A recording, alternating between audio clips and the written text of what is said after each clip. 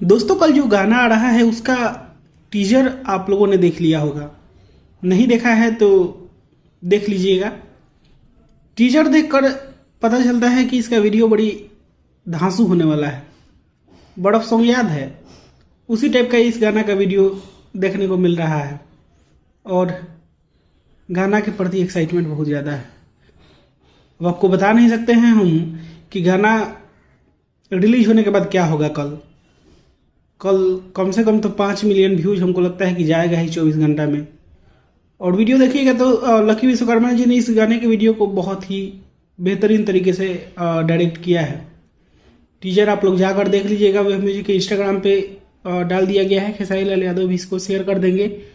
और गाना का म्यूजिक से ही पता चल रहा है कि दरदिया वाला मैटर मर्द मेहरारू वाला मैटर है और ये बसता भी है। नचनिया कारण भी वही मैटर था। कमरिया पे भाला चली ये तो नहीं कह सकते हैं कि मर्द मेहरारू वाला मैटर है, लेकिन नचनिया कारण एकदम मर्द मेहरारू वाला मैटर था। कमर लोड सही ना, उसके बाद से एक और बहुत सारे ऐसे गाने हैं खेसारी लाल यादव के जो ब्लॉकबस्टर हुए हैं। मर्द मेहरारू वाला मैटर और ये भी वही है। कल आ रहा है, आप लोग तैयार रहिएगा सुबह में 7 बजे।